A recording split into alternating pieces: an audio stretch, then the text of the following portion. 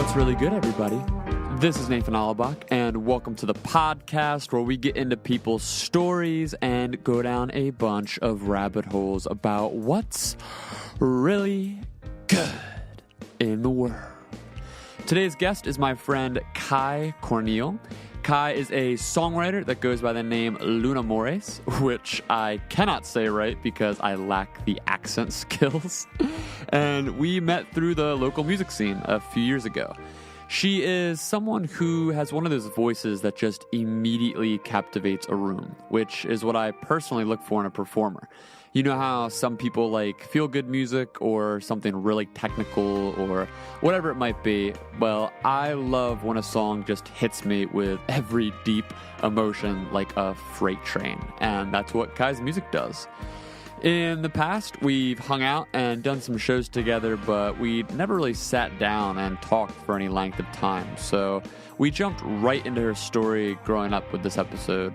Her entire family immigrated to the U.S. from the Dominican Republic, so there's a ton we got into there in the beginning, and from there we tied in how she got into songwriting with some bits on mindfulness and meditation, mental health, relationships, and we just shared a bunch of stories together. Oh, and at the end of this episode, Kai actually played one of her new songs in studio, but my recording program glitched in post-production and I lost it somehow. So, really bummed about that. Our conversation sort of tapers off at the end while she was getting set up, so just be aware of that. However, you can still check out Lunamores on Bandcamp to hear her latest release, Collecting Kyrie, which I'll have linked in the show notes. And I think that's everything. I hope you all enjoy this conversation. It was a ton of fun. So, yeah. Now let's get into what's really good.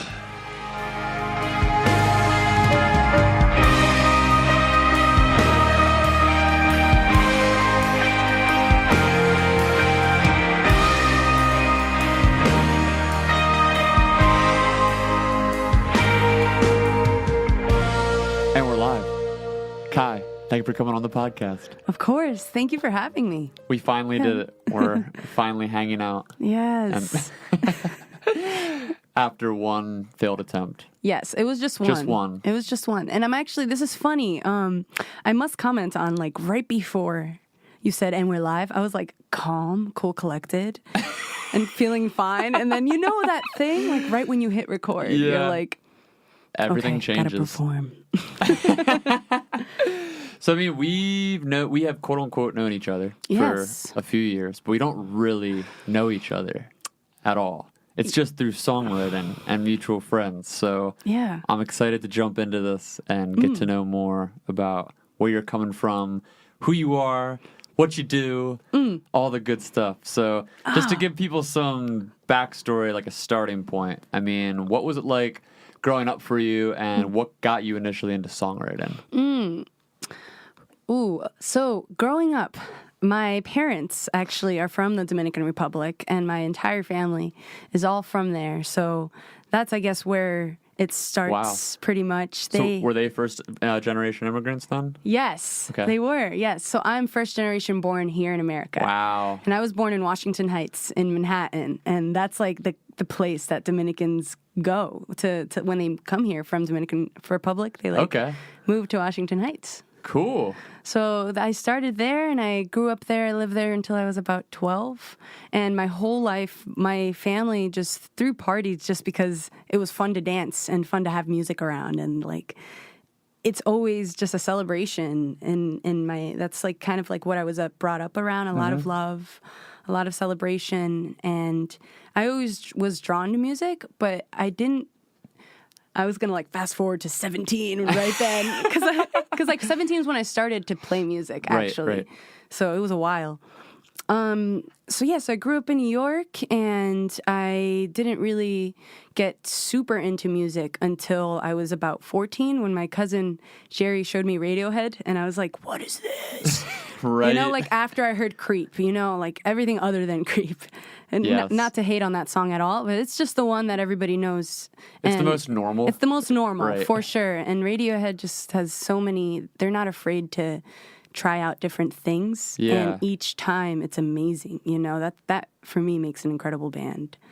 You know? Yeah, definitely. So did either of your parents have musical backgrounds, or was it just more the party environment and you grew up, just that was surrounding you at all times and it was sort of in your like spirit? What it came. Or where was the seed initially there? I'm trying to figure that out still, actually, because nobody in my family plays music. Oh, wow. Actually, like my cousins played piano growing up, but it wasn't a like jam setting or like a really creative. It was kind of just like book work. Yeah. And nobody really ever like there wasn't much emphasis on it. So I remember being 12 actually and starting to ask my parents at like 11 or 12, being like, "Can I have a guitar?" And my parents were like, "Nah, like you don't need that. You gotta like do your schoolwork, right? You know, yeah. like they brought me. They really wanted me to study and like make a really good life for myself because they like grew up with nothing essentially. Yeah. Like it's a really amazing American dream that I see.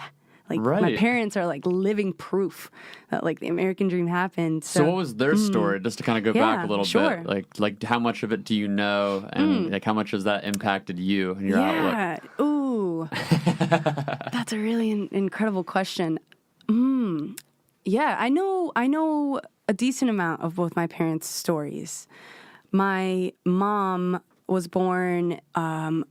I always mix up the two cities because I know it's either San Francisco de Macorís, which is a town.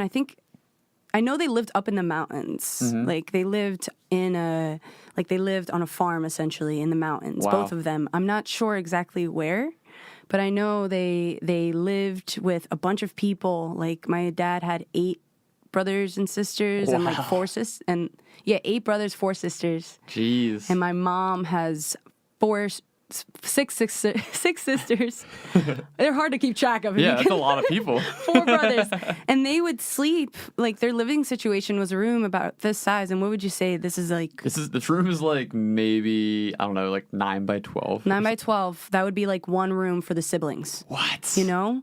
And wow. they would sleep on like 2 beds, you know? And like they would buy rice for 25 cents, like a full, like 50-pound like bag of rice for like 50 cents. What? And that's what they would eat. And their life was just walking around their town, like playing with the stray dogs. And they didn't really know what education was. Like my parents both didn't finish school. You know what I mean? Like they didn't have much education. They didn't have so many opportunities like I have at all. Like they had the most simple life, living where they lived. And No, go ahead. Oh yeah. So then on my mother's side, my grandmother, I know I'm trying to keep track of it. I hope this is it good following? Yeah, this is easy. Sick. Killing it. Awesome. Okay. My mom, her mother came to New York and then had to actually split up the 5 sisters, which were her 5 daughters, across the Dominican Republic because she didn't have somebody to take care of them. Like my I forget what exactly was going on with my mom's dad. I think he was sick. He like passed because he had a lot of like health complications. So they all got spread out, and eventually over like 10 years, my grandmother saved enough money in New York to like bring them over one by one. Wow. Yeah. That's amazing. Yeah. So So that's the origin story. That's the origin, essentially, of my mom, yeah. That's amazing. Yeah. So when your parents, so when your mom came over here, or how, like, what did they end up doing? It's like New York was the sort of landing spot. Like, what, like, I'm sorry, this is just really interesting. We don't need to make this whole thing about them. So but good, please. No, this is so, I'm so happy because I've never had this conversation with, like, actually a person. So, like, I know these things, and I've told the story, but not in this depth. Right. No, it's fascinating. I think it's a great, jinx. No, it's a great backdrop to all this. So, keep it going. Absolutely, sure. So they land in New York. What happens? They land in New York, yeah. So same deal with my dad, actually. Similar situation. His dad came over, one by one, the siblings came over. My mom gets here. She eventually studies cosmetology and is like going to school for cosmetology. My dad comes here, tries to go to school, and the schooling was so different in Dominican Republic, you go to school from 8 to 12, and then you go home for dinner and you're done, or for lunch and you're done. It's kind of like block scheduling. And did your dad finish high school, or what He was actually his... didn't. Okay. Yeah, because it was so abrupt. The change, the culture shock was so abrupt for him because now he's 8 hours a day. He hated the food. Like, he just wasn't used to it at all. Yeah. So he went to work, and he, like, worked 50 hours a week, like, just worked really hard. Yeah. And then on the weekends, like, played baseball just that's all awesome. the time. Just so good. And, like, I remember him telling me stories about how he was the fourth batter, and, like, how he was just, like, the good guy. Fourth batter's huge. Fourth batter's for people huge. that don't know baseball. Yeah, true. Yeah, fourth batters means essentially that you're the big hitter. So you're up fourth because there's 4 bases, and if there's 3 people on each base, you hit the ball out of the park, and You drive them home. Yeah, you drive them home. But yeah, so he actually was like everybody. I remember him telling me stories about everybody was like into drugs. It was the 80s, you know what I mean? But he was like, nah, I'm good. I'm just gonna play baseball and drink my beer and like, you know. We had that mentality too, that hustle mentality, of like you know, Right. like you were saying, opportunity, like really let's make the most of Exactly. this. And I think that hits different people in different ways, obviously, like depending on their temperament and maybe their disposition a little bit. Whereas some people are, if they fall into hard times, they might fall more easily into addiction. But there's some people that come, you know, from different countries, and they get here and nothing is getting in their way. They're just like, no roadblocks, no distractions. Like, I want to make something of this opportunity. Right. You know? And So is that that's sort of his mindset, you Yes, think? absolutely. Absolutely. You're spot on. And I'm happy you pointed that out because that is a very disciplined like outlook that you have to have. And I think about myself and like I'm older than my father was when he came here now. And I don't know, like I don't have that, you know? And I wonder if it's because like I wonder sometimes if it's because I take for granted what it is that I have here, you know? Well, he gave you the opportunity, He did. and now you are blessed with this life, and now you have more, flexibility, you have more choices, and it's a lot more gray. Whereas with him, it was like, okay, I need to provide, like Maslow's hierarchy of needs type of thing. Like you've got your base needs met, so now you can do a bunch more, have more options, I guess, which is what his goal was. So super cool. No, what were you gonna say? No, I saw a light bulb go off. I just loved that. I just love that you said that. You're right. Like I have all these options. I don't really know what my set goal was. My dad knew that like he knew that he wanted to like get a place and like live there, and that he was gonna figure it out from then. Yeah. You know, I have so many options. You're right. So to bring it back, Here we go. to the story about how so they actually met.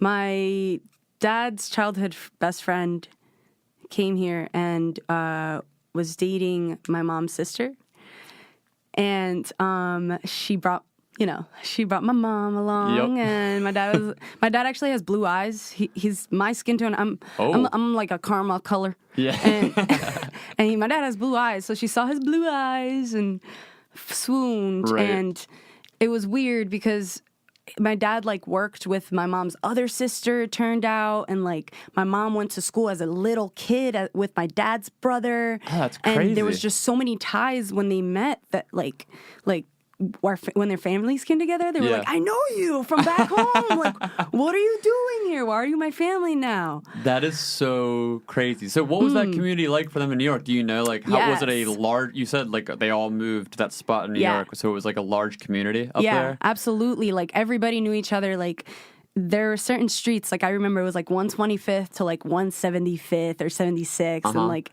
that whole area was just like all Dominicans. That's and like so cool. Everybody partied on the weekends, and like the clubs were just you know, amazing back then. That's how the way that my parents described it, you know. And they worked really hard during the week, and then partied, and then eventually, you know, got married and had me. I was the first child, and then they had my brother, and the music continued. Like the music and celebrations just kept on.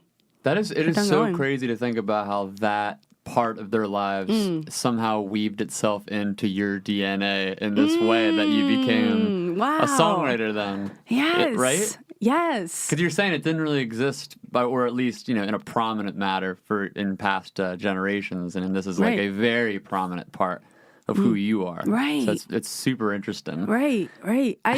Do you see a correlation yet to the two things, like where my parents came from and my musicianship. Oh, absolutely. What is it? Because I haven't quite connected it. What is it?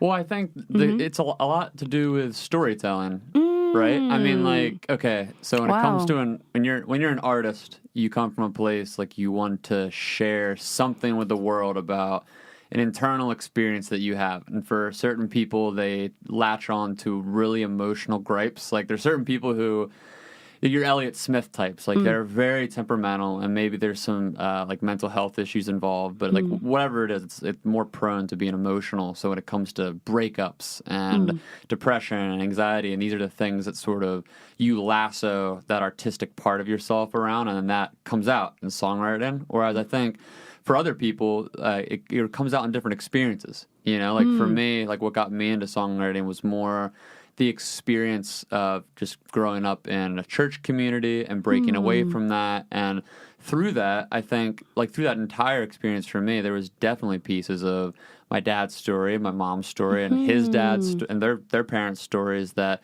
I could piece together, at least, you know, from his upbringing, the stories he told me. So I think in a lot of ways, it's one of those subconscious things that maybe, like you're saying to this day, like you're still trying to figure out where a lot of this came from. I think, at least from my perspective, that a lot of these reasons why maybe start to parse themselves out later in life when we start to think about where our parents came from, what they did, and how that affected our developmental process. Like in your case, like if you grew up, you know, hearing these stories, like well, obviously for one, you grew up in this musical environment where there was a lot of partying and good times, and you were very close, it sounds like, with both of your parents. So you have that element, definitely. but then you also have the element of your parents' stories. Like these are stories, like as you're telling me these stories, it feels like it's them telling me the stories. You know what I mean? Like you're very intimately attached to it. So I feel like that element, that element of the whatever you want to call it, the physical and the spiritual journey from one country to another country, and to go years, you know, working your ass off to accomplish something, to build a family and all that. I think that story, as it's told, has an intrinsical effect on who you are then and how you express yourself. So absolutely. I think there's something there. I mean, who knows? I don't know what I'm talking about, but that seems like, from my perspective, that's kind of how I look at those types of things. Definitely. It is a motivation in my life, for sure. And as you're speaking, when things like resonate, I feel it in my chest. And there were certain things that I was like kind of like, oh, okay, I do see where he's saying. I'm still not gonna lie, still trying to figure it out. Not gonna lie, but like I'm still. We all are. Absolutely. But that's amazing that you brought that up, because even though I know these stories, I think because I've been hearing them my whole life, now I'm at the point in my life where I have the mental capacity to really dissect what that means to me. So I'm so glad that you like brought that into my attention. And the one thing that is resonating and I think about my mom specifically. Like, I feel like my mom, you know me, I'm very like, hey, I'm here. Yes. Hi. Strong presence. Yes. She's very much like that too. She's so loving and very expressive. And, like if there wasn't a culture barrier, she's like, if she spoke perfect English, I feel like everybody would love her. And like, it would be like, and I feel like my mom has taught me to be extremely loving, and like music is the same as love to me. It really, really is. Like it comes from the same place. And I just think about like the intense love that I have for my parents because of the journey that they've been through, and how that adds to the love that I have inside of me, and how that might add to my music, you know? Yeah. Yes. Am I good here? Oh my gosh, no, you're fine. Okay, you're fine. Cool. I was just checking the levels on the recording for a second. No worries. That's what I thought. I was like, I feel like if I talk back here, no, you're perfect. You're a pro. Great. It's like, this is great. Thank you. No, I think that is so true. That might add, the intense love that I have for them because I know the sacrifices that they've made. Yeah. Is like, I appreciate life and the little things. I really, really do. Like I try to, I put the effort forward, and maybe it's because I know that's their story. Yeah, and like you know? said, like when you're younger, you don't have the whatever you want to call it, the cognition to the mental totally capacity. understand. Yeah, you can't totally wrap your mind around these things, but they have an effect on you. Right. I think the older I get, the more I think about this. The more I think about how growing up, especially for me, I was a very rebellious child. Were you? Man, next time I gotta interview you, Nate. You gotta come to my radio show. I think about that all the time. Like when I'm talking to people on here, sometimes I'm like, I wish they knew more about like weird and crazy I am. Because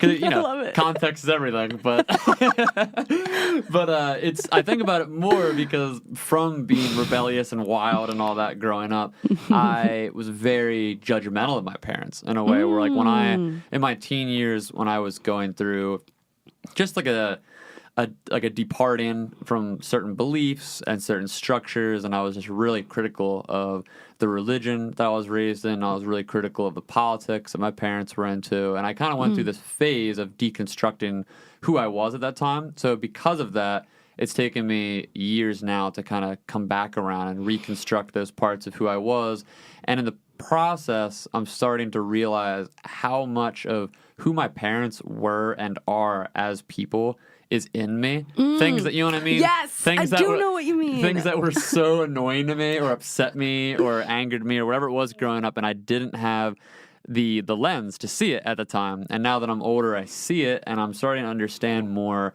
when it comes to something like, say, songwriting, where, like I'm saying, like I was kind of getting at before, it's interesting to now look at who my parents are as adults and as people who I respect and love and understand a little bit more now, and how that has played in to my sort of whatever I'm going to call it, creative outlets in different ways. You know what I mean? Like you're saying how your mom was very open and loving, and how that character of hers really it instilled this part of who you are on some degree. You know what I mean? I think in that part, just to comment, because while you're saying it, the part that my mom is like the stage presence. Like I'm not shy. That's the part. That's the part, and that adds to your music. Yeah, it really not being shy. It gives you more. Yeah, it gives you more of a presence. Like people always. Whenever I talk to people about songwriting, it's so multifaceted, and I think people want to hear.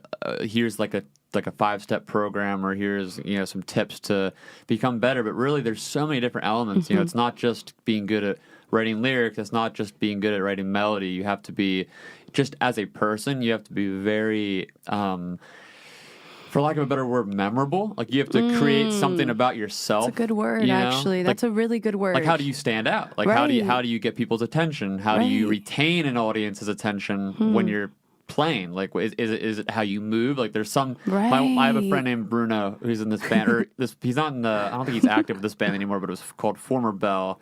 Now he's doing something called Spirit House, and his whole, like, one of his main shticks, I think, that really sucked a lot of the people that I know into his shows and his music, were his stage presence. He was a great dancer. Like he played guitar. Are you gonna do it right now? I can't. But he would play guitar and sing, and he'd like move his legs, and like he'd have a very lanky, very fun presence to him, and it made you feel you get into it then, So like I think from an individual level, you have to figure out what's your thing, like what's gonna make you stand out as a performer and a writer.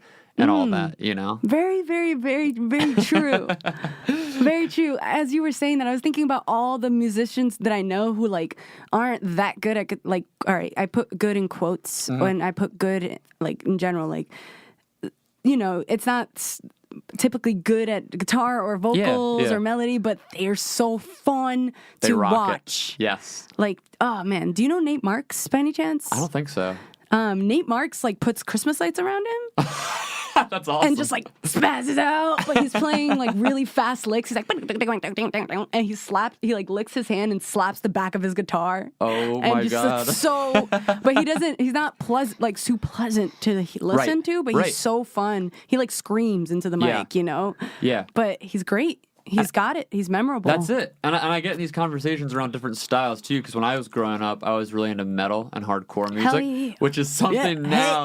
I joke about this with my fiance a lot because she was never into that type of music. And when we get talking about it, she's just like, I don't understand how anyone could be into this. I don't get the culture. And I always, we get in these little tips about it sometimes. I'm like, you have to be in it to understand it. And I think it affects especially young people more so than other age demographics because of that like angst you get from the music. And like when a lot of the bands that you go to see live, at least from what I remember being younger, that were in that genre, they'd be throwing their guitars over their shoulders and doing crazy jumps. And maybe they, like to your point, maybe they weren't the best musicians or songwriters or whatever, but if their presence was really strong, you'd go back to see their shows. Oh, yeah. It's all about the energy then. Exactly. Yeah. The energy and the memorabilia.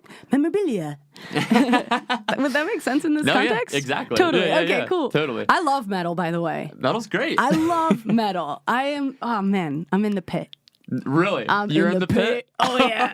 I've lost shoes. Mosh pit culture. That's a whole nother thing. Yeah. It's so friendly. People think it's okay. It's you're gonna get punched. Yes. But I'm saying like I've been to shows where you fall, like there's 4 people picking you up. Yes. You know what I mean? It definitely depends. Yeah, on the genre. it depends. I went to a Whitechapel show once, and like that was so intense. I didn't go in the Whitechapel show. Yeah, but there's some band like it depends on the band because some bands cultivate really great communities like that where it is violent, but it's friendly violent, and there's sort of a mutual understanding with people who go to these shows, like what it's gonna be like. Then there's other ones, like I remember there's a show I went to in Allentown growing up at the Croc Rock? Yeah, at the Croc Rock, and the band playing was it was Vanna.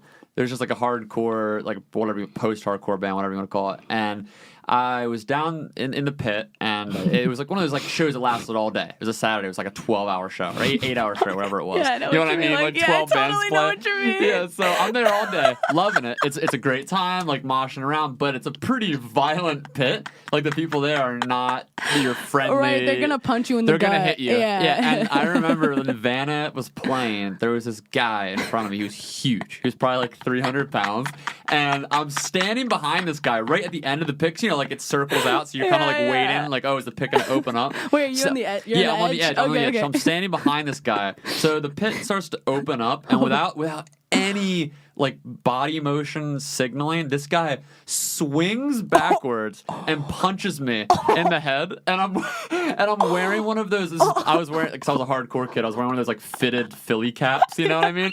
So I have like a fitted Philly cap on. He punched straight through the cap and bent it in half and knocked me out cold. So I woke up from being blacked out after, I don't know, like a few seconds or however long it was. I get up and I realized what happened. And I was like, oh, I'm all dizzy. And this guy's nowhere to be found. Like he's off at this point, hitting other kids somewhere. I was like 14. And I this huge, like just black, like gash in my head, like blood come out. My hat's. I was more pissed about my hat. 'Cause when you're at that age, you don't care about getting hit. You're like, whatever, I got hit. God, I paid for this. I get paid $7.25 at McDonald's. I was working at a car wash. I didn't have any money. God, that's 2 weeks pay right there, man. But yeah, it totally depends on where you're at with the culture. But it's great. I love metal music too. Yeah. It's a fun. It's an energy thing, like you're saying. It's an energy. Different genres exude different energies, and that's their energy. It's an angsty, angry. Like I'd rather have people go to those types of shows and let that kind of rage out there than them having to let that out on like their friends or family. You know what I mean? Like they obviously have it pent up, so give them an outlet that's safe, relatively. Right, and then they're most of the time like metal dudes and punk dudes, like they're really chill people. Yeah, like, most of the time, you know, really they've got nice, some chill. internal like stuff going on. Yeah, they gotta who let doesn't? it out. Yeah. Like, come on, everybody's got to let it out somehow. You're so right.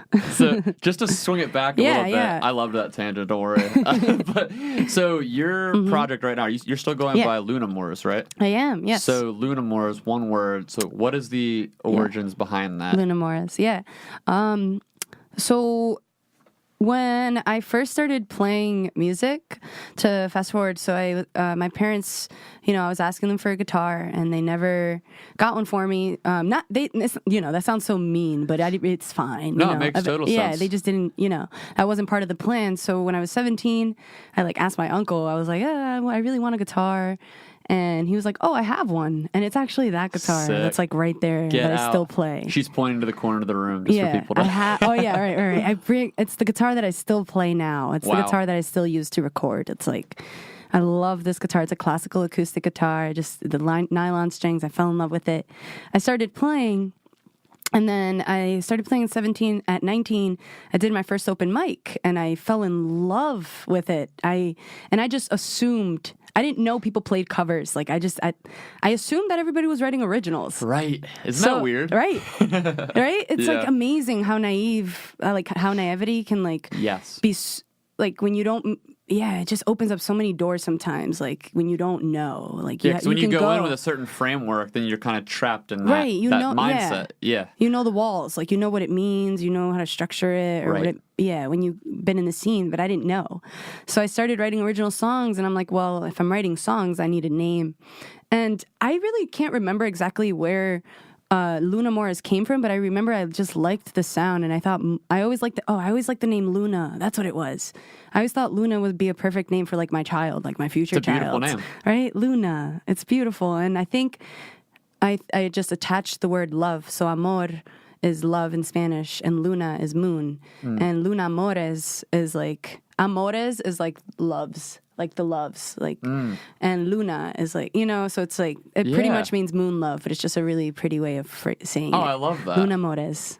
You're already well past most people with their band names. Oh, I feel like, you know what I mean? I feel like most people, they just come up with a name. I'm speaking of myself. Like you come up with a name and you don't really know. You're just like, I need to come up with something cool or whatever. And then you come up with a story later. You're like Joe Bucks. Yeah. That's good. I'm Joe Bucks. I'll tell people I was Joaquin in the Phoenix for a little while. Nuh-uh. Yeah.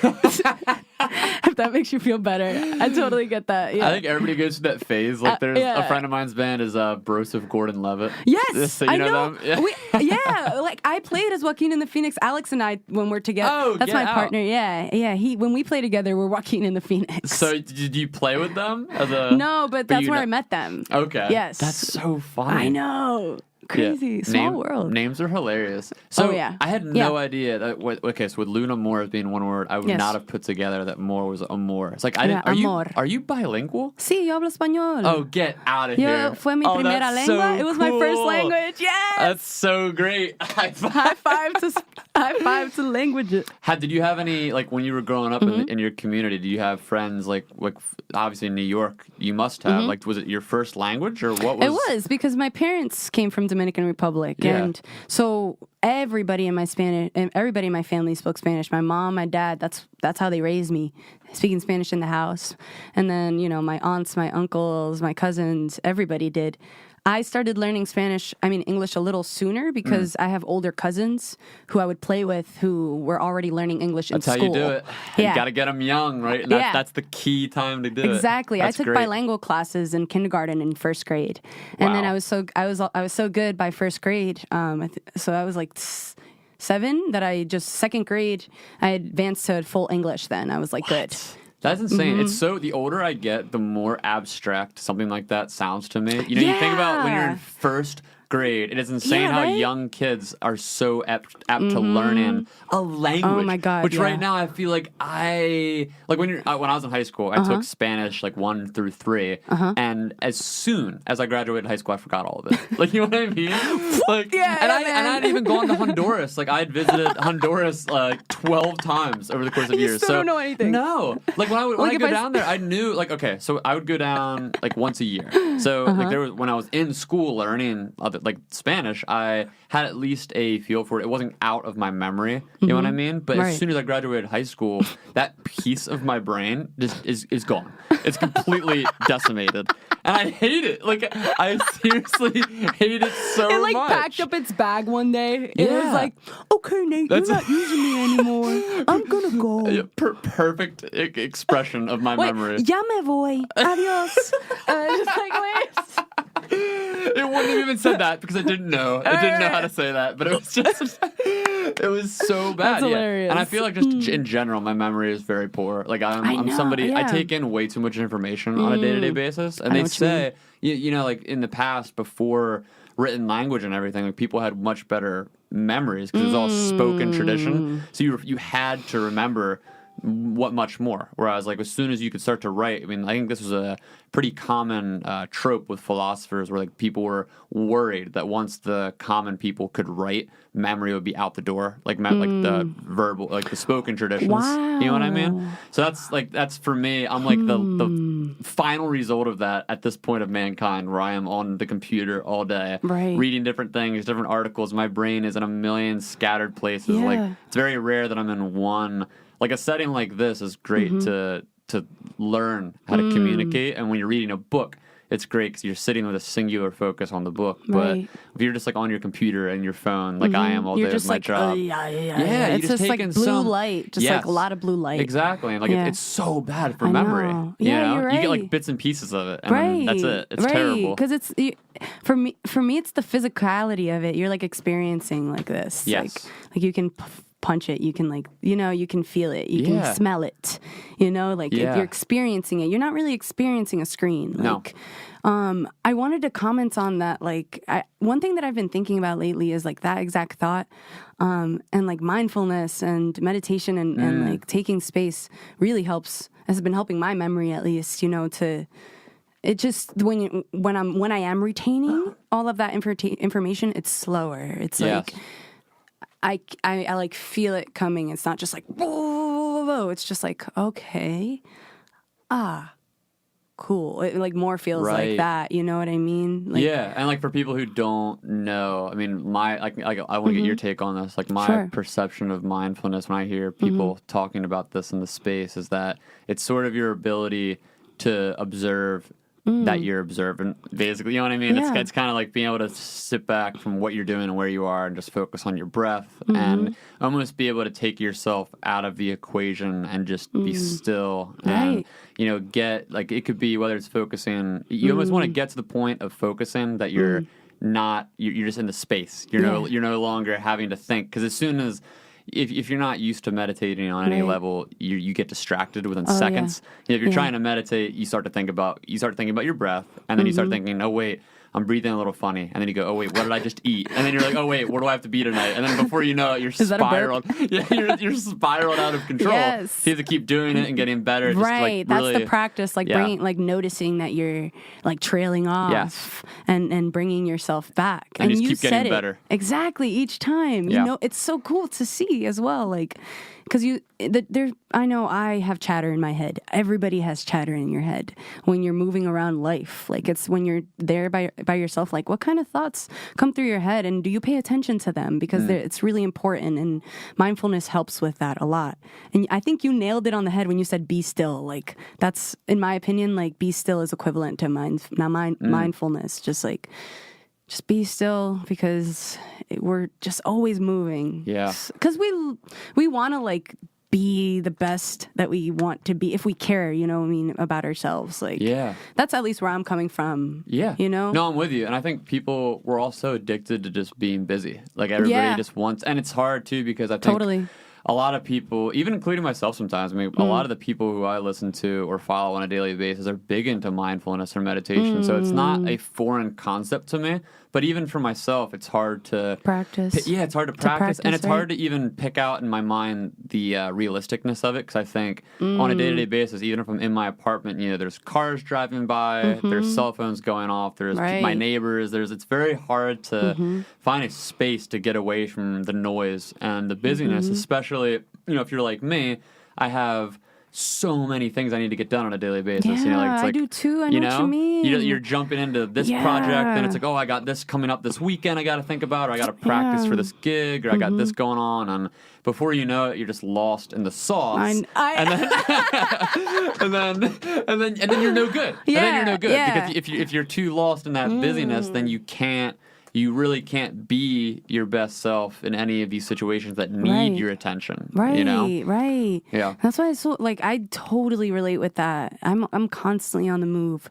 Something that's been working for me is just taking just a breath and just remembering to take a breath. Yeah. Yes, in your day. Like if you take one breath, just focus on it for a second.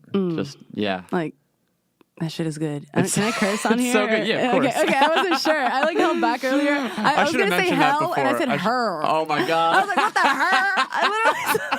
I should have mentioned that no, before. No, it's all good. Okay. So what initially got you into mindfulness or meditation, and subsequently then, has that in any way related to your songwriting or your art? Definitely. Absolutely. I actually, I recently was thinking about this. I've always been a very positive person. Like my friends in high school, I was like the girl that was like, "Good morning" in homeroom, and everybody's like, hated you. "Shut up!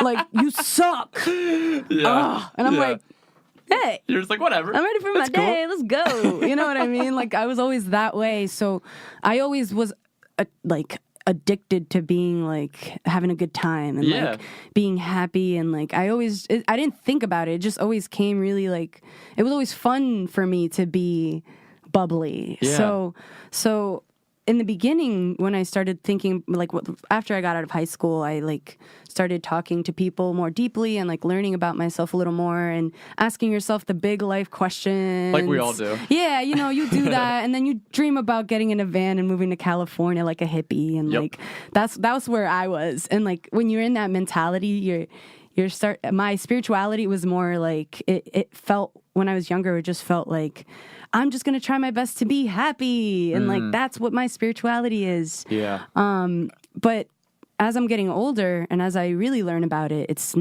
that's not what spirituality isn't necessarily happiness. It's having the courage to learn about what your truth is and like what comes with that struggle, understanding, like love, like, every emotion that a human feels, all of it is like accepting it in yourself and learning how to accept it, and like really learning how to follow your core, because everybody knows it. It's really hard to follow, Yeah, I think that's a huge thing to grapple with for people growing up, especially for someone like you, or even myself, where you're more, like you're saying, a more joyful temperament, where I think a lot of people growing up, they don't have that sort of natural gift to themselves. I do feel lucky. And they're more in tune, I guess I could say, to suffering specifically. You know what I mean? Whereas some people, I think, are more naturally in tune to good and seeing that like glass half full type of mindset. So I think when the older you get, the more you see, like you're saying, more of the world, and you start to like understand why people have the beliefs they have and where different people come from, and you start to see like the vast amount of suffering in the world. Absolutely. Yeah, and then you have to face that. You have to find the tools to face that. You can't just, it's not enough just to say, hey, like smile. Whereas when you're younger, it is enough. Because when a kid comes up to you and says, hey, smile, or like, I hope you're having a great day, it does something to your spirit. Yeah, it makes you really happy. When you're 16, if somebody says that to you, it's like, oh. Yeah, but when a 25-year-old says it to you, you're just like, get out of my face.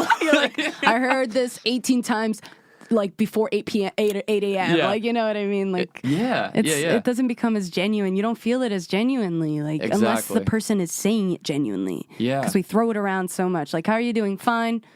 I was like, everybody says that. Dude, words have lost all their meaning. It's so insane. Even just the like words as basic as love. I mean, obviously a word like that has always had different meanings all the way back to the Greek culture. There's different meanings of the word, but just the way we overuse it now, I mean, it's insane to think you can take a word and you could say, I love cheeseburgers, or say, I love my wife. It's so, how are those the same thing? Oh my God. And it's like that with so many different words. And on a day-to-day basis, when you're using all the, like, I forget the number, but there's a vocabulary for like the average, it's like fourth grader or something like that, and that's where most people operate in. There's like a certain word limit, where like most, like, the majority of people operate within this like word limit. It's like it's a lot of common language, and when we all operate in this small bubble of language and we're all using that language in different ways, it's just the meaning goes away. You're right. It's so hard to communicate. A person who is like well spoken and like is using intellectual words. I don't know if they all talk like this. It's a good impression. Like, it's a good impression. You just feel like they're talking like this because you're not used to it. Like, You're not. It's taking you. You're my. Like, it's so funny. I get in this with my fiance sometimes too, because she likes to talk in more straightforward, basic tones. And because of me being into songwriting and poetry and all that, I like to expand on bigger words when I can. Like I'm no intellect, but by any means. Like but you're gonna use cornucopia whenever you can. Like I use words like paradox and dichotomy, and she's just like, ugh. I know, and I use the word quintessential a lot. That's a great like quintessential. one. That's just one you don't hear that often. So when you do hear someone throw those types of that type of language into everyday it's tasteful. settings, but and there's all so it's you think it's tasteful. I would think it's tasteful too, but some people think it's very pretentious and off-putting because it's like they're not, like you're saying, they're not used to hearing that in the scope of their everyday dialogue. And I think that is also in part why certain fields of academia get really bad raps amongst the more traditional American among us, where like people like think, oh, like, you're trying to use fancy language, whereas in their field, obviously that's just the language that they use, you know. So it's like there's that gap of communication where you have people on one end of, you know, in academics that are working in philosophy or psych or whatever, or history, and they have to use specific terms to just day-to-day communicate what they're trying to say.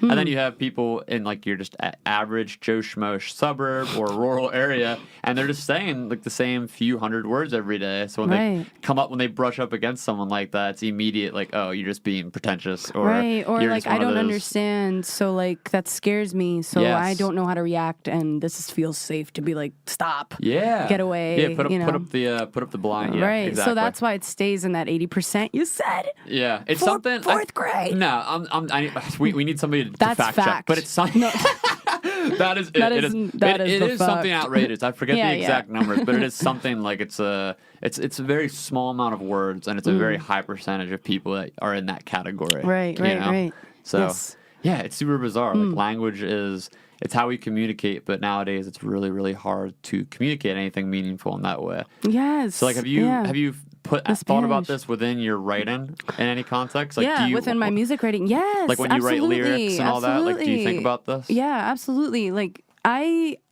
do try to. Let me actually think about this. I do with language. Like I actually like didn't really read that much as a kid. I don't know why. I think I did a lot of math. I remember doing a lot of math. I read, but not like that much. Yeah. So I feel, I don't know. Let me rephrase. I feel like I'm like lost my train of thought. You're fine. That's why we breathe. Yeah, that's why we breathe. I love when people take a second to think, because it's a second to be silent, because it means you're actually thinking about something. Yeah. Someone like me, I'm so fast and scatterbrained that I could just ramble off the cuff forever, and I'm talking like a hair of a second faster than I'm thinking. Right. You know what I mean? I know exactly what you mean. And you can just say, like, if you're like me, then you just say a bunch of dumb stuff. I know exactly, and I still do that. Yeah. I still do that. I recently am like, man, I like realized that like there were certain things that didn't feel genuine that I was saying, and I was like, I feel like I could stop that by just like not being like the silence isn't awkward, no, and like it's fine, you know. And if you just take a second, you can speak clearly and you feel a lot better, you know. It's another thing that we, as a society, I think we've come to address silence as awkward, but it's not an awkward thing. It means someone's thinking. Like talk radio, but specifically I'd say talk shows on cable news and everything, where you have those people on like the panels, and they invite a guest on for like a 5-minute segment, you know, and the interviewer's asking the guest a question, and 3 seconds in he's interrupting them, and there's constantly going back and forth. There's not a second of silence. Right. It's talking like, bam, over each bam, other. Bam, yeah. Bam, bam, bam, it's like we've conditioned culture to just talk over each other constantly. You're right. And listening is something that is very like taken for granted. And listening is something that's so important. Yeah. You're missing out if you don't really listen. If you just immediately say the first thing that's on your mind because you're reacting, like So getting back to the words. Yeah, do you need me to rephrase it? Like, I mean, I'm thinking more lyrically, like when in the writing process. So for me personally, when I'm writing a song, I'm in attention always, because I'm between the sort of dumbed down basic language, using the words like love, life, you know, hair, care. Gotcha. You know what I mean? Because that's the language that we use in pop culture that people relate to, and it connects to us, even just on an audio level, where like there's something that connects to people when they hear a very distinctive rhyme, like sky, goodbye. There's something like when you hear that in melody form, it just connects with people. Right. You know, so I'm constantly having to balance that sort of baseline language use with throwing in more poetic, larger words with more meaning and diversity to them, and without losing people along the way. Right. So like that's sort of my writing process. You try to balance that. Yeah, like I start with that's hard. It's really hard. Like I'll start with a story, and if it's whether it's one line that I like sing in my head, or it's something particularly that I'm thinking about, a life event or a belief or a relationship, whatever it is, start with one line, go from there, and as I'm pulling it out of my brain, it's coming out. I'm trying to think about how each word is going to sound to somebody. So like, what's that process like for you when you're writing? It's fascinating that you ask me. I feel like I have a contrast going on in my life with words here. In my daily life, I'm fascinated and like love words and want to learn more about words. And if I don't understand a word, I will always ask, because I want to use the words that I like find intriguing. Right. I will always ask. In my songwriting, my lyrics are very basic and straightforward, but I feel like they're more mantras, my lyrics. So they're very simple. Like earlier you said, be still. So I'll sing, so it's like a contrast almost. In my like daily, I'll care about that. But my songs always come out very straightforward and like honest, and from a place that like doesn't really it doesn't want to do that. It doesn't want to make it all, you know what I mean? I don't know. It just well, you use the word mantra. Yeah, like mantras, like mantras. Are very, when you think about like hymns or different like religious songs, it's a lot of very basic words that you can just sing in repetition, and you can sing in very long melodic ways that you can really get like a meaningful, like the meaning comes more from the melody then. Right, exactly, Nate. Yes, and that's where I show the feeling and the emotion is in the vocal melody, and maybe I can play a song at the end. Yeah, let's do it. Because there's one song specifically that I think would be pretty good to like just hear, and then maybe I can preface with what it's about. Cool. Or something like definitely. that. I'd love that. That would be cool. That would be cool. So what's the process like for you then? Do you typically start on the guitar, or do you start with words? Or like just for like, let's say someone listening knows nothing about songwriting, but they want to get into it. Okay, you know, right. Like how does this process start for you? I want to firstly say that it's really about just feeling like doing what feels good and not letting yourself think that it's supposed to go a certain way at all. Like it can start from it can start by you like eating a bowl of cereal. Right. And it really can. And you're like,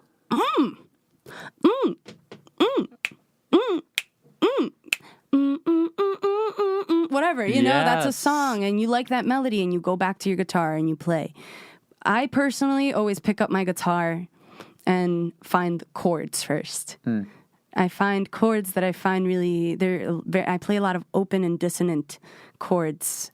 And I find a chord, and I always sing the word, I always start with the word why, but I sing it in different ways. That's a great word. You know, why? It's very versatile. Yeah, so thank you. It's like, it's like, you know, there's certain words that you can kind of just shift them around and use them. Yeah. Yeah, oh. Yeah. Yeah. My feet were paddling when you said that. And you're like, exactly. Yes. So I'm singing why, whatever, you know, singing around, and then I eventually I really just start to go inward and see how I'm feeling, see what's going on in my life, what I'm thinking about. And it either goes in the direction of like what's currently going on in my life, or a lot of times nature and like what nature teaches me and how I relate that back to nature. Is that something you draw inspiration from? Because I see you just from following you on social media. Yeah. You're a nature girl. I love. You're very into that. So is that something when it comes to the ether of a lot of these songs? Yeah. Do you go out into the woods? Like, is this something? What do you do? I don't go out into the woods for songwriting, but I do go out into the woods for lessons. And I often go into nature and find lessons out in the trees. Just to give you an example, the tree in my backyard, like it goes through so many different harsh rain, cold, hot, like so many things in its life, and it still remains beautiful, and it's calm, and it like keeps growing back every year, keeps growing flowers every year. And I relate that to my life. Same thing. It's just different life, but same struggles, you know. And I find that inspiring. Yeah. That the tree keeps growing back, and you know, differently, maybe it'll grow more flowers here, but it's still there and thriving. I think that's something amazing that artists do, is that when you look, just the way you described all that, when you look at something like a tree, you're not seeing the tree for, you know, it's whatever, just the character, what you're used to seeing in a tree. The bark, the leaves. Exactly. You're seeing the growth, you're seeing the story behind it and how it pertains to life as a whole, how it pertains to your life, how it pertains to the nature around it. And you take it layers deep. And I think that's something amazing that artists can do that really draws inspiration. Like, I feel like more people would be drawn to art in some capacity if they spent more time in nature to some degree. You know? Because now we live in these concrete jungles where you're on sidewalks and pavement and buildings are everywhere, and it's hard to find that space to really get away into when you're just surrounded by green, or even if it's fall and everything's dead, when you're surrounded by that brown all around you. It's such a different feeling, you know. Like I feel like I get stuck a lot of times in the different seasons where you're stuck in this four wall. Like we're in this room right now. There's four walls and a ceiling and a floor. Yeah, it's closing in. It's so tight, and like it doesn't feel, in small doses to me. It feels fine. It doesn't feel unnatural. But when you're day to day not getting out, you know, it really. For me personally, I feel the weight on my mental health. I don't know why I thought of you being like Bigfoot, and like after months of being down here in this basement, I arise and just come out covered in hair. Yeah, I am covered in hair. You are. That's. I remember the one time I asked you if you actually had a chin, because I've never seen it. I was like, do you actually have a chin? We've never hung out when I didn't have a beard. No. I usually shave it like once a year. Oh, okay. So you've got like a month to see me in a year. I gotta see that. One of these years. Gotta prove it. You'll catch me one of these years. Man. So yes. for you, I feel like, okay, depending on where someone's raised and how they grow up. If you're raised in a city, like you were raised in New York. So, yes, and then I moved to Emmaus when I was 12. Okay, so that's a much different environment. Changed my life. It changes everything. Changed everything. So do you feel like that change of pace, like for some people who grow up in the city or they grow up in the suburbs, not really near mountains or trees as much as often, does that play? How much of a role did that play in your development as not just an artist but as a person? Like, were you always attached to nature? Or was this something that like kind of drew you in, or was it something you appreciated later on that you kind of got more from as you got older? Right. And that's like, I actually just had a talk with my friend about this same question. That's interesting that you asked me. When I was 6, I went to Dominican Republic and went to go visit my grandfather and see his farm, and my mom and my younger brother came with, and they every day wanted to go into the city, and I always wanted to stay back on the farm. Wow. And you remember this? Yeah. 6 years? You were 6 I was years 6. old? Wow. I always wanted to be. I always didn't want to have shoes on. I almost didn't want to wear shoes here, and I was like, oh no. I took my shoes off. Yeah. It's always more comfortable. I just don't wear shoes if I don't need to. You know. Right. In the summertime. Like wiggle them toes. I need to make a shirt that says "Wiggle them toes." It started right here. We just launched a brand. All right, T-shirts are coming. Mugs will be coming this winter. Please stay tuned. And in the meantime, wiggle them toes. Thank you. So I always had a gravitation towards nature, always. And then I grew up in the city, and what I think the city did for me was like. When you're in the city, like people are really just like open, and nobody's weird. Like in the suburbs, people are way more private. In the city, nobody's really private. Like if you need a cup of sugar, like I mean, not to say that it's not like that here, but you know, everybody's just open and going to each other's houses, and like you live in an apartment, so you're in the same hallway, you know. And the communities are really tight. Right. Whereas suburb, the whole idea of suburbs is you move out into the surbs, you get your little plot of land, so you don't have to do that. Right. Which that's great, and like I think I'm going to do that, but but not, you know. I think that the being in the city like really helped me like be totally comfortable with people. Like I'm not like I'm comfortable in front of crowds and then like in crowds and with people. I'm not, that I think the city gave me. And then when I moved to Emmaus, I live right by the Pool Wildlife Sanctuary. It's like half a mile away from my house, and there's a creek and a giant wooden bridge and like trails, and it's just I went there pretty much every day.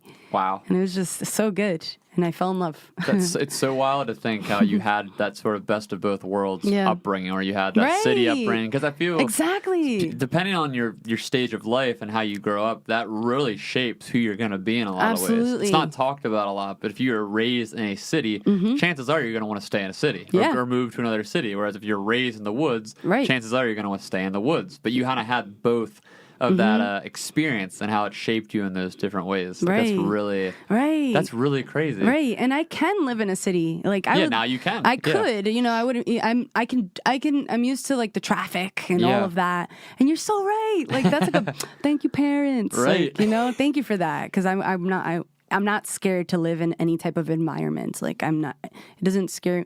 Both sound. Nature sounds better to me. Like I would rather live in the mountain on a hammock than like, Times Square. Right.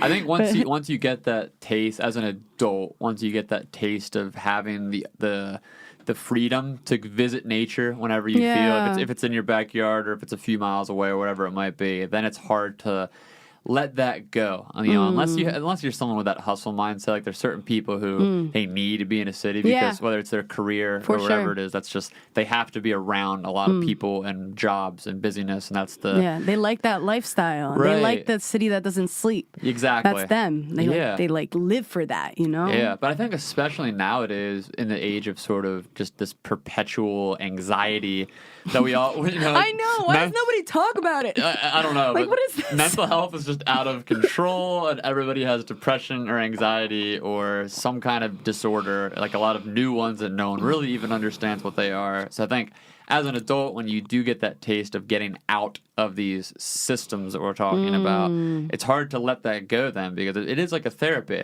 I'm not someone who thinks that I know there's certain people who I've had friends who are depressed, like actually clinically depressed, and like someone will tell them just go outside, and it's like, okay, that's pretty condescending, because like obviously it's not that nature's not a pill, right. but it definitely it has part of that solution in it somewhere. It's not like a one size fits all thing, but it definitely helps certain people. Right. It definitely wouldn't hurt. It definitely wouldn't hurt to like sit on some grass and just look up at the trees while you're feeling terrible. Like just do it outside. Or like, but it's so hard sometimes to just make that first step. The first step is the hardest part, and nobody can tell somebody that it's like that what they're going through isn't true. Like you can't. It's just not fair to like say that to somebody. So I totally know what you mean. It's not one size fit all. At all. It's Yeah.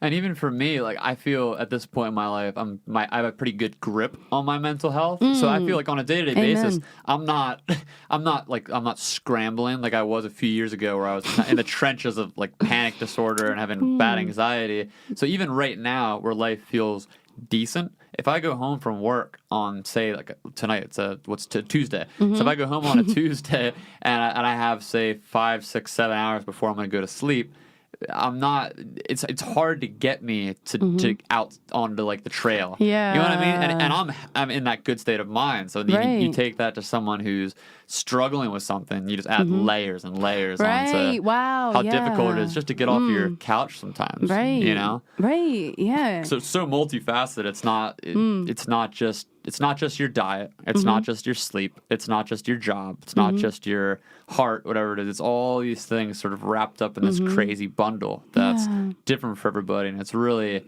for some people, it's just hard to imagine. Absolutely. Making that it's time. like, how do I even picture a life where like my mind is still, or like where I am not like this. Yeah. It's like really hard to I wanted to comment on, you said like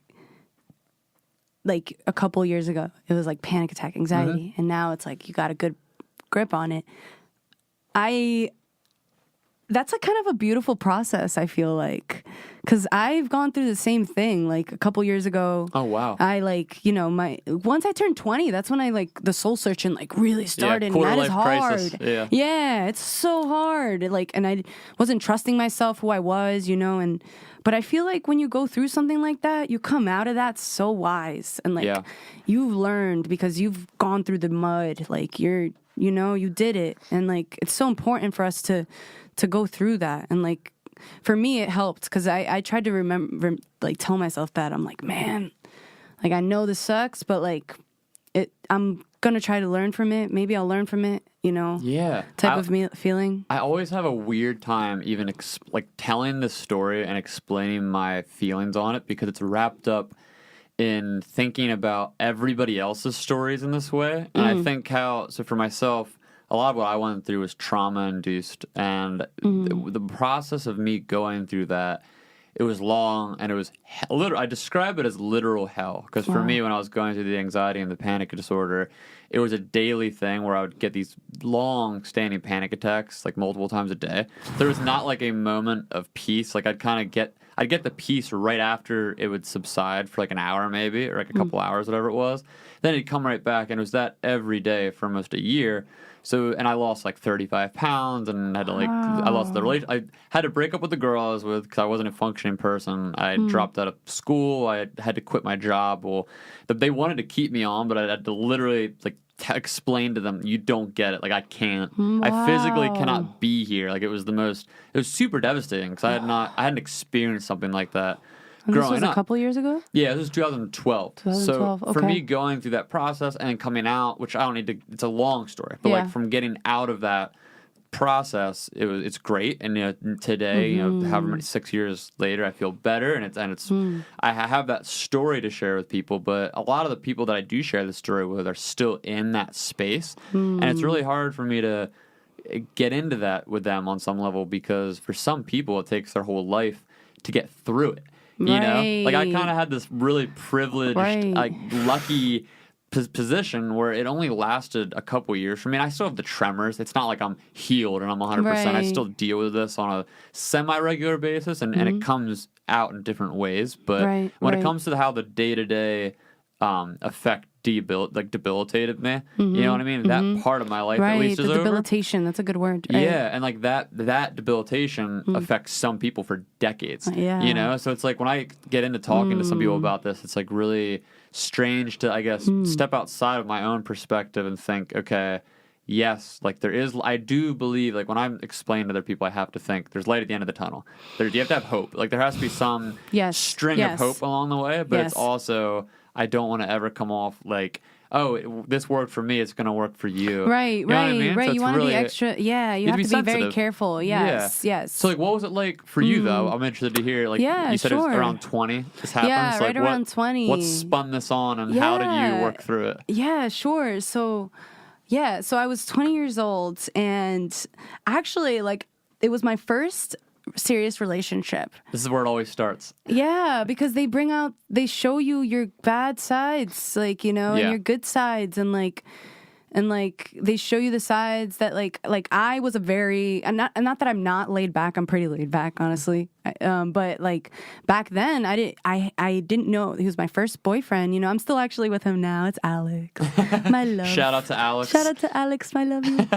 But yeah, he's So when I started dating Alex, I was so naive, and I was so like used to like kind of like bouncing around and being used to like just how do I describe this? I was so used to people liking me and just so used to getting that gratification all the time, and it was so easy because I didn't really know the people that deeply, so it was easy to keep it light and not get upset at anything they did. You know what I mean? So it was always kosher, like I relate easy. So hard to this. You do? Oh, heck yes! That's awesome. Yeah. Yes. So it's so easy. You don't know what it's like to actually have an emotional conversation, to say like, you disappointed me, or to know that you're like getting upset and to see that you're not perfect. Like, yes. It's to like, see that. You said it's like they show you these good and bad parts of yourself. Right. I always say it's like a mirror. Someone's shining on your Yes. ego. So Right. it's now you're getting this full frontal, up close picture of what you actually look like to someone who loves you. Right. Which is so hard because it's easy when you're talking to someone at arm's length. Like you're Right. saying, I was the same way growing up. You know, I had friends and teachers and colleagues and people that really liked me growing up, and it's like as a kid and as a young adult, I didn't have to think much about it because I would see them maybe once a week or once a month or whatever it was, and everything was gravy. But then when you're with someone, you see them almost every day or multiple times a week. They are now seeing these deep sides of you that just the everyday person's not gonna see. And know? you're learning about those sides yourself. Yeah, because you never had to deal with them, except maybe with your parents before. Your parents and your siblings, maybe. They're the closest. But they've known you your whole life, so they're used to it already. They already know how to react to you. They already know how to talk around you. This person does not know you. Yeah. So they're going to challenge those sides of you, and you're going to see if it works with who they are, and like you have to see if you want to change things about yourself, if it's worth it. Like, it's really an intense process to like fall in love and like to figure out who you are through this person, you know? Yeah.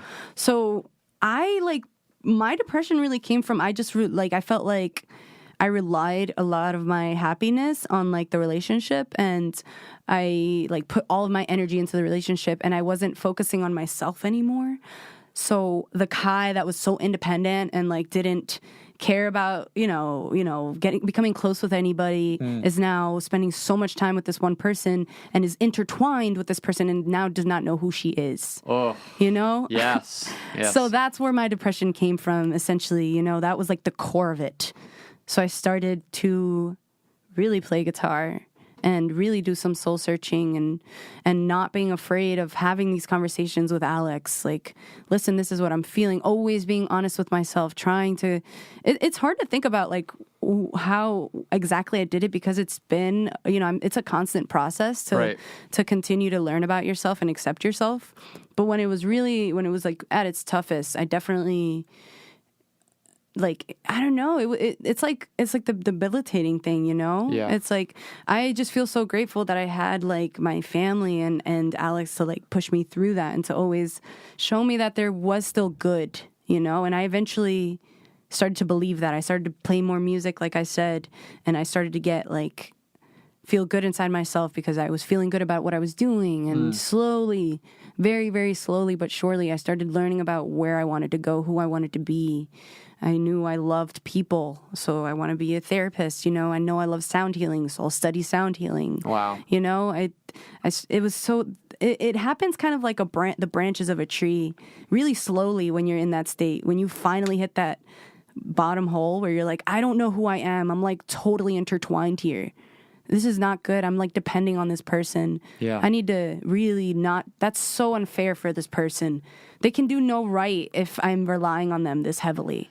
Yep. You know what I mean? Well, that was literally my relationship. I couldn't do it. I couldn't do it. I was a mess. I couldn't think right. I was overthinking everything. Right, and then you project all of that onto them. Right. Yeah. I literally wrote this song. I put it on you.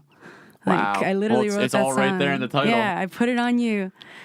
Jeez. But isn't it so fascinating? So, would you say this was a few years ago? This was like 2.5, 3. So, still to this day, then, like, do you want to get into sound therapy? Absolutely. So, isn't it fascinating then that in the sort of depths of this despair and awfulness, that's where you found what you wanted to do? Absolutely. Yeah. Yes, exactly. It's like the Rumi quote. Oh. Do you know Rumi? No, what is that? Okay, Rumi was I forget which country it was. I think it was from India. He was a poet from, I don't even know what era this was. It was it's at least 500 years ago. I want to say he's a poet from over 1,000 years ago. Ancient stuff. But he has a line that says the cure for pain is in the pain. Yes. Which is just it's been now reused and rehashed all over the place. I believe that. Yeah, it's a great quote. I love that quote. It's so universal. Yes. You see it across religions, you see it across different self-help and psychology fields where people it's not one of those things that you can kind of point to and say, "Oh, that's just subjective." It's very real in the universal sense that in the pain of who the the pain that you're experiencing is the pain is where you often find, what you need to do, how to heal yourself, and like that what feels you love. good when you figure that out. And that's like where the drive comes from for me. It's like when I look back a week ago, and I was like, not this present day, but I remember 2 years ago, like thinking back, like, wow, a week ago I was like crying, but this week I'm feeling really good because I figured it out, and that keeps you going. Like when you figure that out, it's really inspiring, and I'm addicted to that almost. Like if I'm feeling something weird, I'm like teaching myself to pause and be like, what is that? And not being afraid to let my brain go to the worst places that it wants to go, like just observing, Yeah, and I think that tightrope is how a lot of the greatest artists function with their writing process. Like they have to function somewhat between the chaos and the despair, and then also in like the functionality of their life, because you can't be a functioning artist who tours and writes and produces and makes money and has a living while just living in chaos all the time. Right. You can have that side of you who's an addict, or someone who's depressed, or someone who's dealing with breakups constantly, and whatever the vice might be, you can have that. You need to have that to inspire you. It's at some degree, but you also need to have that functional part of you who can balance it out and say, okay, like I'm gonna take the tools I learned from these experiences and now put them into something, which I think that. It's so hard to do, right. but it's like what you're saying. It's a learning thing. Like you're constantly learning how to get better at it. Right. I love that. I love that you pointed that out.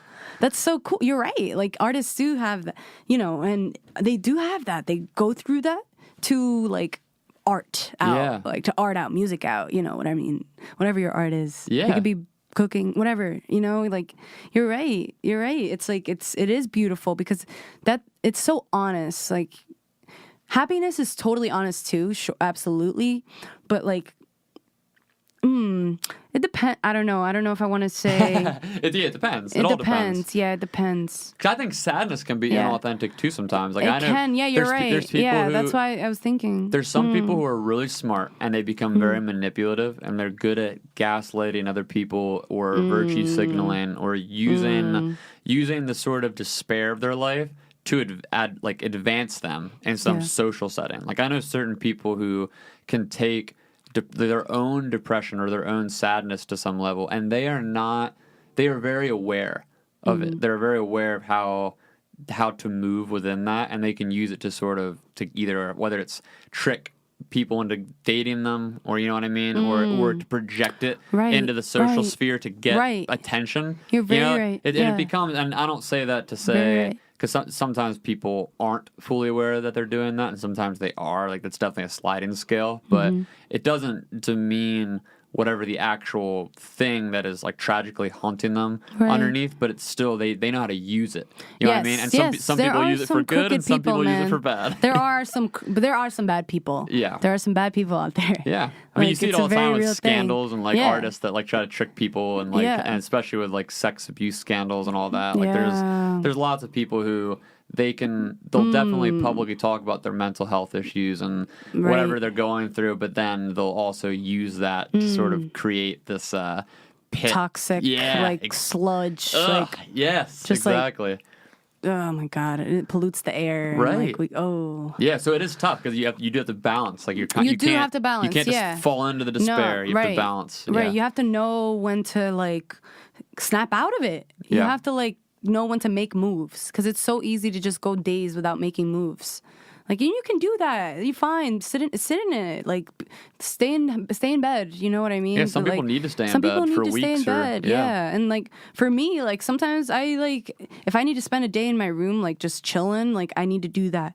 But like for me personally, there comes a certain point where I'm like something kicks in, and I'm like, all right, if I don't make moves, then it's going to become a pattern, because my brain starts to rewire. I feel it like rewiring its brain patterns. That's literally what it is. You're carving out grooves in your neural pathways. So you got to like, exactly. Yeah. So you got like, that too, the science behind it. Like it's just, it is science. It's so beautiful. It's a thing. It helps when you study the science behind it. It like makes it so like matter of fact, I should get up right now. You know? Yeah. I think about that all the time, even in something as basic as going to the gym, because for me, I grew up, I wasn't into working out at any point. I was never like a bodybuilder or anything like that. You know what I mean? I'm so swole.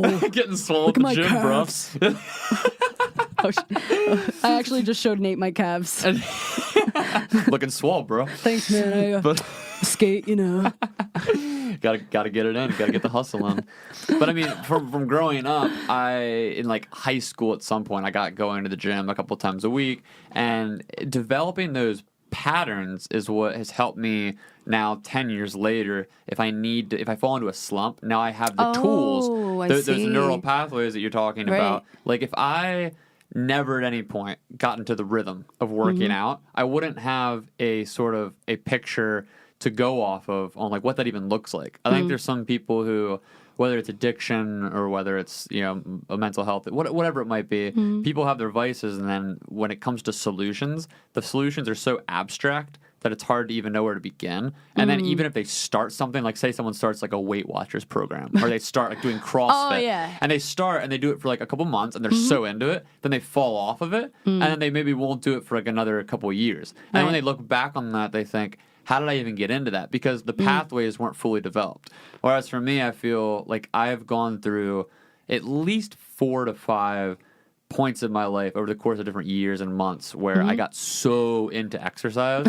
You know what I mean? Yeah, whereas, man, I know what you mean. Yeah, like, why? Yeah, well, why does that work then? But what I was going to say, there are different points, but now I'm not like super into exercise, but now I have the blueprint. I have the tools to know if I needed to. I see. Yeah, so I know what you mean. If I needed to get into it, I know I can do it. Yeah, I know how to do it. Whereas certain people don't have that blueprint. And if they do, maybe it happened once on a Weight Watchers thing they did for a month, like 10 years ago. Right. You know? But they still have that memory about it. Yeah. It's like the more you do it, even if you fail and you stop for like a couple months or a couple years, whatever it is, the more you keep getting up and keep doing it, those pathways get stronger and stronger. You remember and it wasn't as hard. Right. Just even getting up like that one time, it wasn't as hard. Every time matters. Yeah. Oh, you made me think of, I used to jump rope, and I was just thinking about those days while you were talking.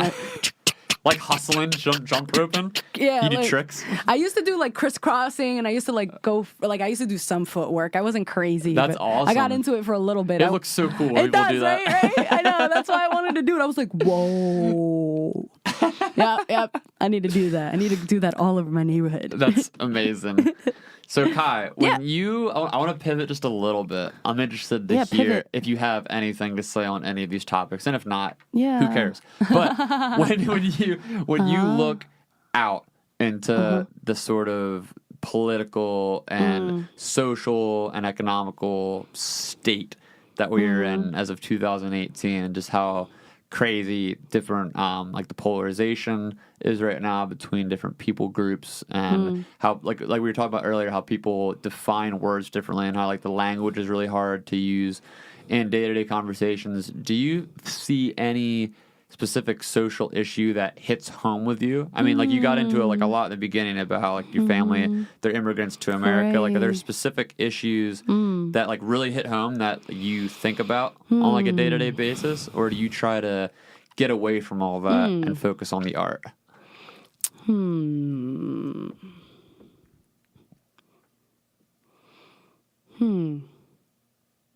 I keep gravitating towards like a mixture of both, I think. I definitely wake up some days and I'm feeling, not to get back on the sad, but I do feel some specific type of sad that's like the sadness of the world. Yeah. Like some days I wake up and I feel that, and days that I wake up feeling like that, the only thing I can help do, like that I feel like I can do, and I mean, it's so tough because you can always do more, you know? Yeah. But how I try to like, you know, how I try to cure that like hate and like sadness that I feel is by genuinely like being kind to people and walking around the street and saying hi to everybody I see. And, you know, like just stopping. If somebody stops to talk to me, I'm going to stop and talk, and just trying to really like see people, like genuinely see people. And that's how I try to, because it makes me so sad, like to think about certain parts of like where our society is. Like there's so much shit that happens There's so much. And, while you're speaking, I know you're thinking of a million things that is wrong, that like, it's just so terrible about what society is right now. Yeah. And then there's also the other side of like, I'm really happy to like be American, especially, with my parents, like story, so I'm proud to be here. So the best way that I can approach it is, like I said, that's what I do. I don't try to avoid it. Like if somebody's talking about it, I am curious. I don't seek it. I'm not like on the internet. Right. Typing. You're not a keyboard warrior? I'm not a keyboard warrior. Yeah. I'm not gonna, if someone says it, if I hear it through a human, I will look it up. But I don't seek it. If somebody wants to talk to me about it, I'm not going to be like, not this again. Like, I don't want to hear this. I will always be open. But that is how I approach it, is just to consciously try to be a person who is kind, like truly, truly like kind. Like playing your little part in something big. Exactly. I think he's a Buddhist teacher named Jack Cornfield, and he has this quote that someone I listen to pretty regularly named Duncan Trussell. He's a comedian. You would love him. Yeah? He's insane. Okay. Yeah, you would absolutely love him. Text him to me later. I'll send you some of his stuff. But he quotes this guy all the time, and I've looked him up a little bit on Twitter, and he says, tend to the part of the garden that you can reach.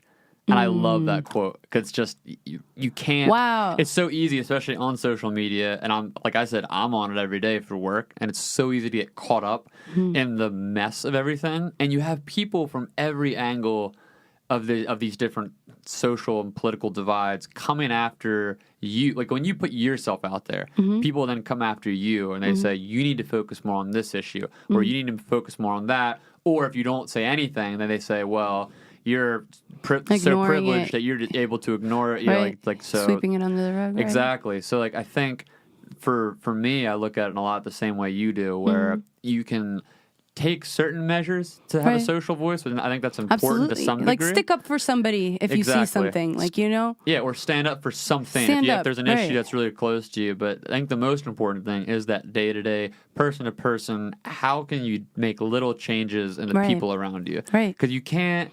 Like, there's certain people who their purpose on this earth, they're in government. That's what they want to do. They want to make policy changes, and there's certain people who have large platforms, and they're able to change vast amounts of people. But for the common person among us, like you or I, like we only have however many people we interact with on a day-to-day basis. Right. We only have so much influence. Exactly. Like, with that, you don't want to add to the fire, which I think is what most people are doing right now. Absolutely. And like I think one thing in particular I'm interested to hear your thoughts on. We don't have to dig too deep into that. I just want to hear your kind of surface level thoughts on this.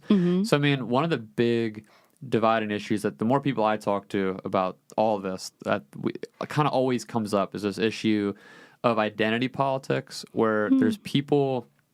So it's the idea that I'll just, for the sake of time, I'll frame this in a left versus right paradox type of way. So the right's view of identity politics, this is all obviously watered down, but the right's view is that when it comes to different genders and races and all sorts of people, we need to look at people as individuals, and that we need to kind of get past the different like gender and racial divides between us, and like go back to seeing people as individuals and not focus on the specific experiences of different groups. Whereas the people on the left, generally speaking, want to focus more on group identity, like focusing on the black experience, like focusing on the woman's experience, like picking out different, specifically around minority groups, obviously. So there's a lot of this push and pull in the media where you have people coming back to language. It's really hard to have day-to-day conversations about these bigger issues because we're seeing it through these different lenses of individual versus group a lot of times. So like with someone in your shoes who has parents who were first-generation immigrants and you're a first-generation American, here, right? How do you navigate like that part of your identity when you're dealing with people like who, or either across the aisle from you politically, or just someone who doesn't understand, where you're coming from, or your personal experience from with all that? Yeah, I've definitely, you got to have a lot of patience. Yeah. Firstly, like, I there's so many parts of that I wanted to comment on. That was a really good question. It's a long all question. My questions. Yeah, it's a really good one. To point out, like, you were talking about the left and the right and the different perspectives of that. I wish that, in my perfect world, I don't think that you should necessarily just look past everybody's differences. I think that they should be celebrated because, I know I'm really, like, I don't know about other cultures, but I don't know if you're proud, but I'm really proud to be Dominican. Like, it's something that we talk about. Yeah, like, it's so cool. I'm proud, and that's something that I don't want ignored. I want you to ask me about it. Yeah. And, like, that's one thing I want people to be curious. Like, I wish people were more curious instead of, like, I don't understand, I'm going to shut down, Right. And I know it's a defense mechanism. Like, just to give you an example, it's like, of like a struggle that, my parents deal with. The other day, my dad speaks perfect English. He just has an accent. Like, he was here since he was 18, so he speaks fine. He just has an accent. And he wanted to go buy a pool table, but the phone number was like down the street, so he asked me to call. And I was like, Dad, why can't you call? He was like, I just want to, make them feel secure. If they don't understand, like, I don't want to, can you just call them and say that you're speaking on behalf of me and that you'll be coming by with us? And I was like, sure, Dad. But that's like something like that, like, is like, I'll call for my parents to, like, if my mom needs me to call to make an appointment or to call Walmart for her pills, it's like, I wish people were just a little more curious to, like, slow down and try to understand, because it's a lot easier than a lot of people think to understand. It's a lot easier if it's really about you. If you want to understand, you will. Yeah. Like, and if the other person wants to explain, then it'll work. I just wish it was more of, like, both, Yeah, it sounds like the way you're framing it, that the sort of responsibility has been pushed more onto your parents rather than on society as a whole. Whereas if society was more open and curious, especially in this scenario where you're saying they speak perfect English, so it's literally the gap of an accent that might make someone feel uncomfortable or unsure, which shouldn't fall back on your dad who speaks English and has no like that. It's the fact that it's making him have to, like, second guess and think about that, whereas it should be making the person on the other end at least put in a considerable effort. Right? Yeah, Exactly. Like I think that's what you're saying. You're not saying it should be, like, just completely one way, completely the other way. There should be some mutual balance. Some mutual, like, you're a person. I know you're different. Like, that's really cool. I'm different too. That's really cool. We can still communicate. Like, I don't know. I don't know why when I said communicate, I thought of this conversation that I had with a deaf guy. Like, he was deaf a couple days ago. We were exchanging paper. Like, it was great. Oh, it's so cool. It was amazing. How often do you get the chance to do that? Not often. That was the first time I got to do that. Wow. So it's just, and it was a great exchange, and we smiled at each other, and we didn't speak the same language. He spoke sign language. Yeah. But it was a beautiful exchange. And I've had exchanges like that with many people. People from Asia come into my job, and, like, they need to do a transaction, and, like, and we're talking, and I'm really trying, and it's so beautiful because people are so grateful. Like, that's what, like, you will feel good if you try, because a person who doesn't speak the language is so happy that you're, like, putting in the effort. They already feel like they're, like, my heart is so there. Like, if my heart is anywhere, like, I just feel for that, like, I really just feel like people would be more open to communicating. I feel like people get wrapped up in the rhetoric so easily. Rhetoric, what is that? It's just the way that these sort of scenarios that you're describing, the way they're presented in the media, like the way they're talked about amidst other people, these situations are presented, I think, in a way that gives off the sentiment to a lot of the past, like the general public, to be more, like, off-put or afraid in those situations of the other. You know what I mean? Like, a lot of the rhetoric that, like, talk radio and the news, like, talking heads, people on the news and in the media in general, a lot of the way that these types of situations are talked about are not talked about in this way that you're describing, where it's more of, like, a curiosity or understanding. It's a lot of just, like, otherisms. Exactly. Yeah. Like, they're just the other. I don't know what they're about. So a lot of people don't care. And, like, you don't have to, but, like, if you come across it, maybe try to communicate. You know, you don't have to seek out, try to talk to every Hispanic person you know, or every, you know, Indian person or Asian person or whatever, American person, you know. You don't have to seek that out. But if you come across it, you're gonna learn. You're gonna educate yourself by speaking to this person. You don't know what they have to teach you. I love that. That's so. Yeah. I just wish more people. I wish more people thought about it in that way. You know, it's something that it's weird how in today's climate all this is wrapped up in these really fast moving conversations, and I think people get lost. Like I said earlier, I was getting lost in the sauce. Like, I love that. I feel like you people... said gravy too. Right? You said gravy, lost in the sauce, and then you said I love burgers. I don't think I've said lost in the sauce or gravy on this show ever. This? But what? Oh, really? on the, yeah, I think this is the first time. I brought it out. That's amazing. But I feel like too, a lot of just the fast moving nature of our culture plays a part of this, unfortunately, as well. Just how, like we were talking about how busy things are earlier, and I think a lot of when it comes to this lack of understanding, this lack of curiosity, to have more patience for the other, you know, even if it's someone with an accent, that's so just have more patience. Yeah, that's such a simple ask. That's not even like there's people when I'm on the phone with like say like the other week I had this huge like month-long feud between Verizon and Comcast where I was trying to get internet in my apartment.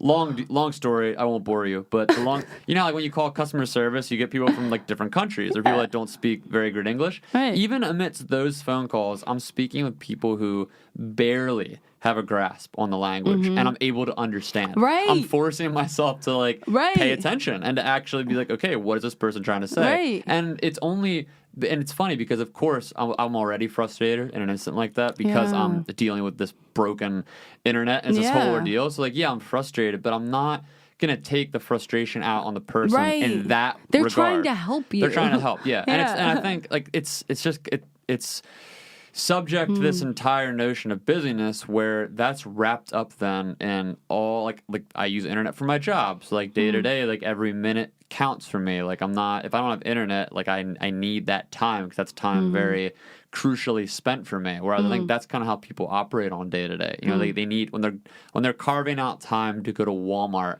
with their family to do whatever shopping, that time, that hour or 2 hours is very valuable to them. So when somebody interrupts it, all of a sudden it's the end of the world. I know. Even though it's something so basic, like it's some like customer service interaction. And it's not like they're asking you to carry their groceries to their house. Like, you know what I mean? It's not even like they're not even asking you to lift a finger. Like no.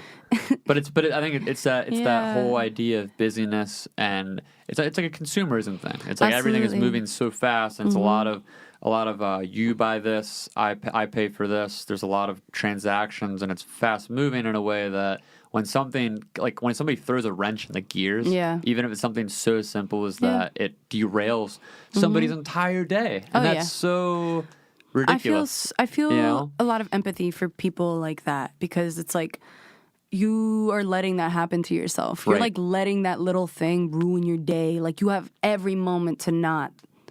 You know? I feel bad for people like that. Like I feel a lot of empathy. Yeah, because it makes you think, like, how did you get to that? Why? Yeah. How did you get to that point? Yeah, right. Like, why are you so on the edge all the time? Yeah. You know? I think so much of it's cultural at this point. I agree with that. Boop, boop, boop, boop. Let me put this on silent. Oh, you're fine. I recently discovered that I get so stressed out when I am like taken out of my flow. Yeah. So it's instilled in us. I agree with that, is what I wanted to say. Yeah, and most people, I think, it's unfortunate because most people are working jobs they don't want to be at, or they're working a job where the goal of the job is to get a new job. Like they're trying to work their way up a ladder. Yeah, man. You know, that's like the grind that they're in. So they're putting in all these extra hours, and they're in relationships that aren't the best, and they don't know how to manage them, and they have all these conflicting things happening day to day. Yeah, and like when all that's going on every day, over and over and over again, it's no wonder you have people with road rage. It's no wonder, I did not think that was going to go there. That's no wonder hilarious. you have people with these bad customer service interactions. Like it's always, there's all these like little kinks in the system. Like it's little tells on a day-to-day. You can see like the sort of the holes in society eroding as we keep getting busier and busier and developing faster and faster. Absolutely. That's my tirade on that. And in conclusion, that's why you should just take a breath today, just randomly, like just focus before on your breath. shower, like that's it. It's just about putting intention into the little things in your life. Yeah, I'm gonna drink this glass of water. And it's Do you want some of mine? I have some. I'm good. I was just saying, like, this is gonna be a good one. But yes, I feel. This feels like it's happened. Yeah, this is a great conversation. Yes, this is awesome. Nate. Oh my God, my brain is like blah, blah, blah, blah. Same, isn't that the best? That's my favorite thing about doing podcasts with people is that you get that energy, the energy flow between two people, and it's always different. Like if I do one with you today, and tomorrow I might do it with someone who's very introverted, and there's a lot of different energy flow, like the space managed between us right now. Like whereas you and I, we bounce a lot. Right, so you're saying an idea, and I'm already thinking of what I'm going to say next. And we're kind of bouncing. Right, There's sometimes where like different, depending on the person's temperament and their energy levels. There's a flow of conversation and information and energy that you have to manage. Gotcha. Right. Like if I was just like, yeah, I like cheese. What's so funny? Exactly. My hair turns black and it just covers one of my eyes straight away. Emo Kai. That's hilarious. That's amazing. So, like, just to close out, like, do you have any? Like, I'll plug in the show notes of all this. I'll plug your social media, anything you got coming up or whatever. But is there anything in particular you're working on now, or that you're listening to right now, or anything that's popping out that you want to share? Yeah, I just put together a little album. It's called Collecting Kyrie, which is my full name. And essentially the album, I went through my laptop and I loop my voice.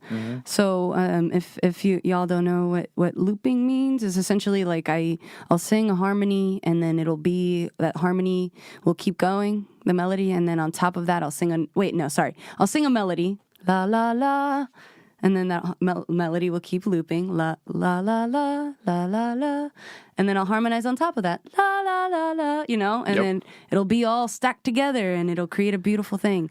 So I had little recordings of that, a bunch of them, of me playing guitar and doing loops, and then I had actual full songs. So I put together kind of like a journey between short loops and full songs and voice messages of me speaking to a friend, so cool. And some meditation songs and some chants. And it's like a 30-minute little thing that I encourage you listen to at night, just one time through if you have half an hour. I love That's that. Thing. And I love also the last time, I think it was the last time we saw each other when I recorded at ease. Oh, yeah. Is YouTube the best place to find that, or is it recorded somewhere else? Bandcamp. That's on Bandcamp. So it's Lunamores? Yeah, so if you type in, Lunamores, Bandcamp, or Bandcamp Collecting Kyrie, and my... so it'll be in there. Yeah, it'll be in there. If you just type in Lunamores Bandcamp on Google, everything will come up. Awesome. Yeah. I love it. Thank you. All right.